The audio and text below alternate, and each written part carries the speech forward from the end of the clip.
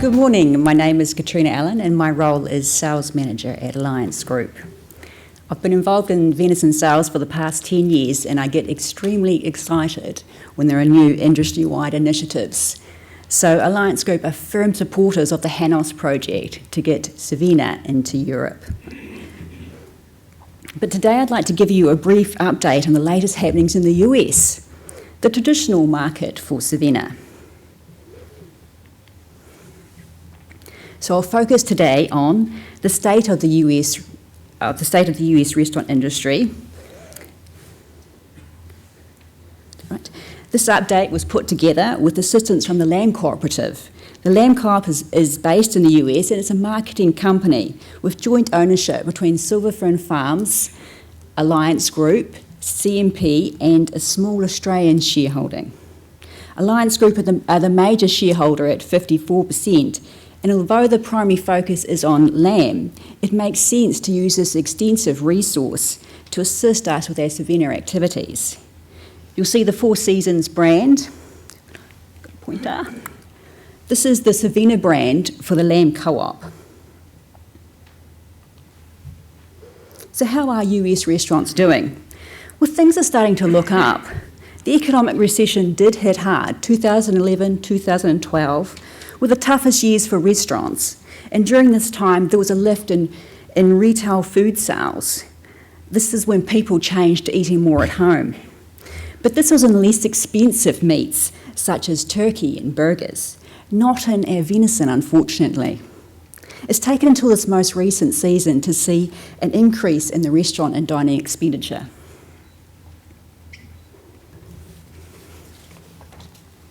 New Zealand Venison Sales in the US, these sales cover manufacturing, retail and food service. You can see that value is up significantly in the last 5 years to now be 22.6 million. But volume has not increased at quite the same rate, but still enough to make it now the #1 market for chilled. High beef prices have helped. As these have risen, price gaps have closed, opening up new opportunities. Now, the most lucrative sector is the food service sector. So this is the sector where we target as Savina with the overall aim of increasing volumes.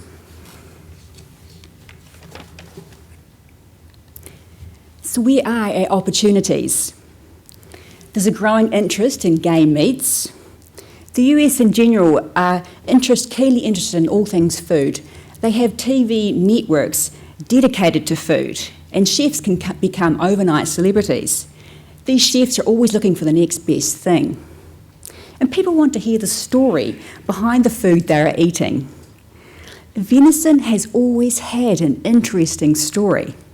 The story we've been pushing for the last 20 years, free range, antibiotic-free, grass-fed, this has all of a sudden become the new and interesting story in the US.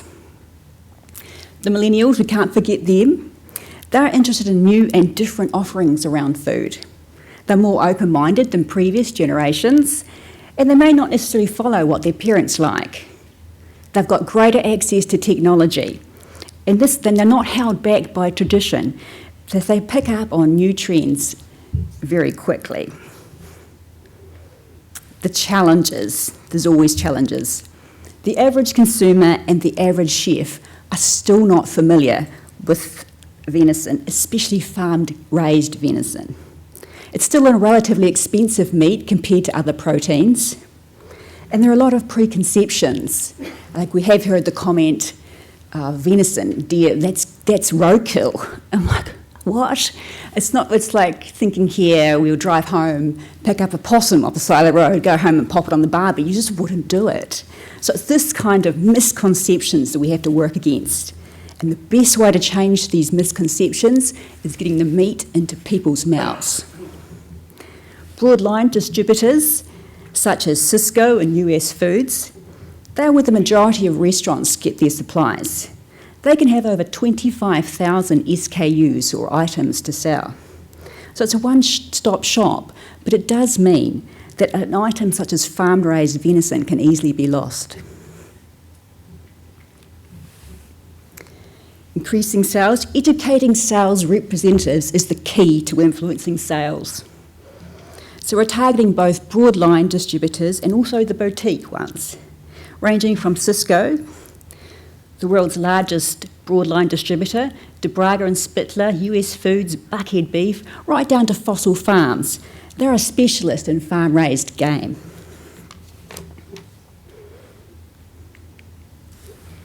To increase sales, how do we do it? We need to incentivise sales teams with reward and recognition programs.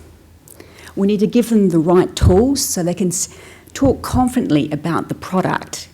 And we need to motivate people by supplying them with a superior product. Our focus will be on making it as easy as possible for the distributors to sell our product. Savina has always had very good point-of-sale material to assist our distributors. This and in-market education is the key to influencing sales. Now, I'd just like to show you some example of recent activity in the US. This is at Buckhead Beef in Atlanta, Georgia. Here you can see Graham Brown, the Din's executive chef, doing a cutting presentation. Now, never underestimate the work that Graham does for the industry. He's been involved since the inception of Savina in 1992, and he's worked tirelessly since then promoting and educating people about venison. After Graham finishes, the sales team will follow up with information on strategies, logistics and supply, so everyone leaves fully informed. Here we're at DeBraga and Spitler in Elizabeth, New Jersey, doing distributor sales staff training. So DeBraga is one of the more boutique distributors, acting as a wholesale meat purveyor to many of New York's finest restaurants. They also deliver by truck and air right across the US. This is a meat plant of DeBraga. They actually custom cut for their customers, so it's very much a specialty organisation. These are then delivered to restaurants in the exact specification and the exact portion size. So the chef always knows what they're going to get, and they also know there's going to be no waste. There you can see Graham going through the breakdown of the cuts with the sales staff. Another facility of Buckhead Beef. This time he's speaking to restaurant chefs. Graham demonstrated the preparation of 6 venison dishes, 1, 2, 3, 4, 5, 6 across there, and after the demonstration the chefs get a chance to sample the dishes. This is another DeBraga event. This time it was held at the Surak restaurant in New York. Now, Le Surak is a super classy, high-end, 5-star restaurant. And this event was attended by over 80 chefs. It involved tasting and product education. Also at the same event, we give a chance for discussion and feedback. It all helps build the knowledge around the product. We also participate in many food shows and trade events. This is at the International Restaurant and Food Service Show in New York. There were over 16,000 attendees. Here we can see our lamb co-op regional sales manager, Mary Beth Lauman, and she's offering taste testing of Savina. So once again, getting the product into people's mouths. Now the reaction is nearly always the same. Surprise as it wipes away those preconceptions around venison, and sometimes elation that they've found the product so good. National events. This is the International Chefs Congress, held each year in Brooklyn, New York. It's where the rising stars of the industry gather. Savina was featured at last year's event, and it received extensive media coverage. You can see the National News of New York there, and a Savina industry-sponsored booth on the side there. So another advantage of working venison in with the lamb cob is we have access to our very own chef. Here you can see Chris Thompson, the lamb co-op chef, replicating Graham Brown's cold smoked venison loin. It's a fantastic way to prepare venison, and if you haven't tried it, you really should. So it's one of the many ideas Chris will promote amongst the chef fraternity. So it's all about finding new and interesting ideas and providing good solutions. Planned activities to build end-user product awareness by running high-profile events. You can see featured there is the Memphis barbecue. This is America's most prestigious barbecue cooking competition. It's described as the granddaddy of grilling. 250 teams compete in a number of categories, from the whole hog to the hot wings, but it's the exotic meats category where we get our exposure. Now, over 100,000 people attend this event each year. And just 2 weeks ago was the National Restaurant Association show.